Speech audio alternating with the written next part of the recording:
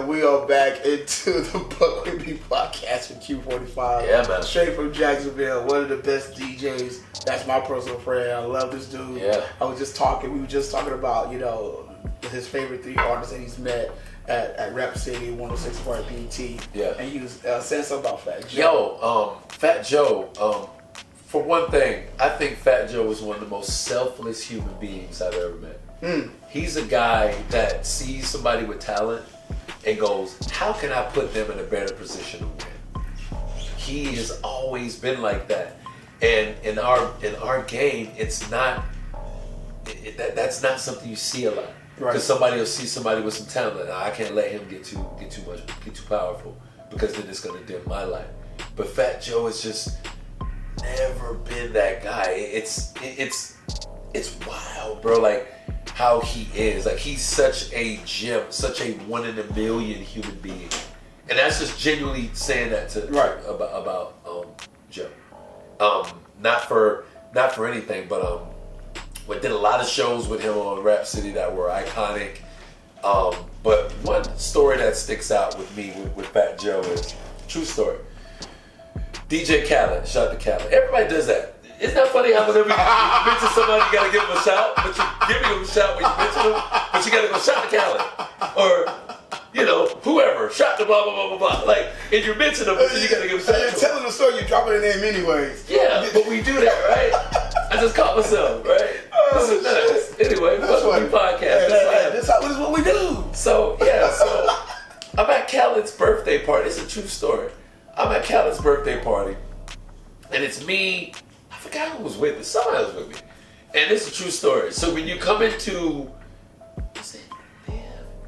In Miami? It had to be Live, maybe. Or was it? I mean, you have what? Yeah, it was Live. I think it was Fountain Blue Live. Okay. Live nightclub. So I come in there. It's a true story.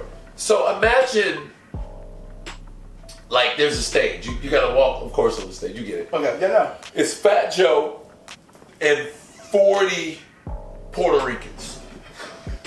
40. Right. Everybody got on Timberlands, shorts, and because Khaled's birthday thing is like in November. Yes. So it's cold. They got on shorts, Timberlands, freaking all these Echo and Maurice Malone shirts. Like, it's nuts in this place. Straight New York swag. Yo, it's crazy. Bandana's hat to the back. Like, it's nuts. So I see Fat Joe, he's in the middle. So we gotta walk past this group to get to the area where I was gonna be. Bro, so I walk by, I'm just keeping it cool like this. Fat Joe punches me in the goddamn chest. He hit me, I said, hey man. He go, Q, don't you ever walk by me without speaking to me. I said, Joe, you got 40 fucks over here. What? If I would have reached out to say something to you, I would have got sliced, stabbed, cut, shot, and they would have dumped me off with some duct tape, put me in the back. True story. I said, Joe, why would you do that to me, man? Oh my God. You can't walk by me without speaking. I'm like, bro, this is a scary situation over here. There's a lot of horror in this area. But you know Fat Joe. A lot of, bro, they don't know me. They just see my long ass arm reaching out to this Puerto Rican man. Right. And they finna do what they do. He had the wolves with him, bro. Bro. Do you think having that many niggas with you is overdoing it when an artist is going to clubs or hanging out or whatnot? Good question. Truthfully, I look at it like this. I don't get upset when I see rappers that portray this particular image getting fucked up or beat up or robbed. Because here's the deal. If that's who you are and that's what you're showing us you are, but then when some gangster shit happen to you, we're supposed to be like, sorry for you? Right. Nah, bro. If that's who you are and you gangster this, shoot that, like, and then some gangster shit happen to you, like Biggie said about Tupac, when the dude was like, when I heard he got shot, Biggie was like, again? Like, yeah, man, like, if that's what it is you portray and then gangster shit happen to you, we're supposed to feel sorry for you? Right.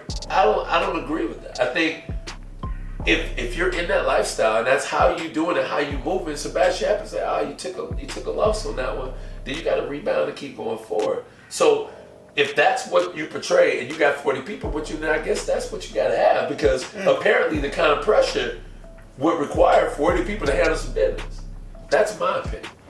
Not saying it's right. I'm just like, I just don't get, like, nobody cries for the villain in the movie, bro. Because you're being a villain. Right. You can't have villainous stuff happen to you, then expect us to be crying when you get hurt, bro. This is what it is. Yeah, I fuck with that. Have you got a chance to check out Freak Me on Netflix? Yeah, I watched. Have you ever been? I never, man, look. I get, look. For everybody that's watching this, I get y'all saw that, and that stuff is cool, but that shit ain't got nothing on BCR. I seen them, look, I seen women walking down the street butt ass naked. This ain't a joke. Completely nude at BCR. They had got this ripped off. Right. Walking down the street to the cops, they couldn't even do nothing about it. What? They're like, I can't. Here's how you knew when BCR was done. You didn't hear no music. You heard music for 48 hours straight. All night, all day, every minute of the day. No matter where you were in Daytona, it was music. You at church. You hear JT Money, yeah. So might be the police, all right. All weekend long. BCR was the first place I ever seen girls go rent a Winnebago, the trick in the Winnebago. Why am I gonna pay $600 a night for a hotel? We can just go and rent this Winnebago for $300 and make money in the Winnebago. And park at the hotel they ain't staying at. I get it what y'all saying about Freaknik. BCR was something else. It got, look, man. And I was there. And I'm a kid, bro. There were girls that had hotel rooms. Just the room, it be dark. Right. Going in there, get right. Legit, bro. This ain't no jokes. This is real. I seen this with my eyes. Real stuff. Right. I get it, man. Freaknik, I see what y'all talking about. That shit ain't no BCR, bro. You ever been to BCR? No, but that's Daytona Beach. I know, but I've heard stories. I heard stories. Wild, bro. And it just, yeah. Wow, I think Duval even brought something up about BCR and Freaknik. He said the exact same thing. Yeah, man. Freaknik is cool because I know Atlanta people right now, they hate me. Oh, yeah, they talking shit. They shoot me middle fingers and everything. That's cool. Y'all say what you want. I get it, but most of y'all was too young to even go to Freaknik. Didn't even know what it was. Bro, I took some of my white homeboys. It's a true story. I took some of my white homeboys down there because I didn't have a car. Right. They drove me down there. This is a true story. We're in traffic. Stop traffic, parking lot traffic on A1A. Right. They got the car and just walked around, people just giving them blunts to smoke. Just handing out the car. For my white homeboys. This is not a joke, bro. You can't do that now.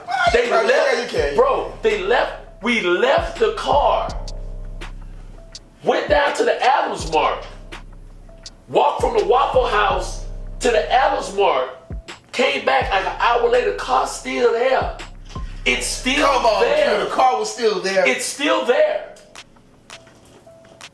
Bro, BCR was something else, bro. Bro, BCR created tricking. BCR it created tricking, bro. That's where it came from. That's where it started. It started right there in Daytona Beach. That's where it started. Not the Rolex, not Sunset Boulevard, right? Not what's the one y'all, the trail? What y'all got out here? What's the little thing y'all got out here in Tampa? When the white boy, Hugh Grant got called up back during the Super Bowl. You remember? You know the girl. That's your homie. You know the girl. You know the girl. I'm from Texas. I only been here. You know that girl. You got called up for her. Yeah, over there. Y'all got a track out here. You know the tracks. Florida Avenue. You know where all the tracks at. One of them streets. You know Orange Blossom over there in Orlando. Your favorite stomping grounds. That's your places. You been there. Negro, hold on. What you doing nowadays? I know you own a club in Jacksonville. Yeah. I co-own the spot out there called XO. Don't be laughing. It's real. It's true. You know them. You know the spots. He tried to act bad. She was like, what you talking about? Who is this? Hey, who are these people? Who are you feeling? Nah, but right now currently, I'm back out on the circuit, man. My mom passed away a few years back. I know everybody. That was an all moment. moment. I get it. But I wasn't gonna do that. Go ahead. Okay, but yeah. My mom is at peace now, so we that good. Part. We Gucci. There so it is. It's good. There it is. So so now I'm just back out, man. Just making sure that the youngsters know, you know, the king ain't lost a step. Big Kristen came out to some of my stuff. He's like, bro, you ain't lost a step. You have not. It wasn't gonna happen, bro. This is me. I am this. Young Jeezy said it best. I am the track. Yep, there it is. You know what I mean? I am this, bro. So yeah, I'm just back out here, crushing these clubs. I'm just trying to find my niche again about how I want phase 2 of Q45 to sound, what I want it to sound like. So I'm just figuring it out, man. Do you find it difficult? And I know it's not, but I'm gonna ask the question anyway. Yeah. Or maybe for other DJs that's listening to this right now, to the Buck With Me podcast.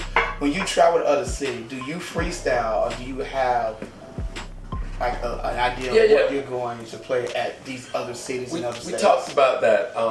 I'm getting into more having a working set. We talked a little bit about this off camera.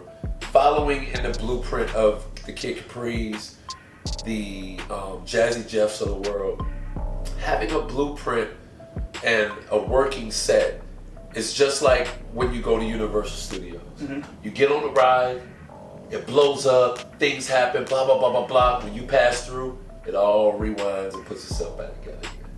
And that's what you want, to have a good working set where when you go, you hit everything, you make sure you take them on the right ride, they get all their food groups from you, and then they leave full, and then you Gucci. So, you know, that's just giving y'all some game. You know, that's what I'm doing now. Just fine-tuning a working set. So when you come see Q, you know what you're going to get.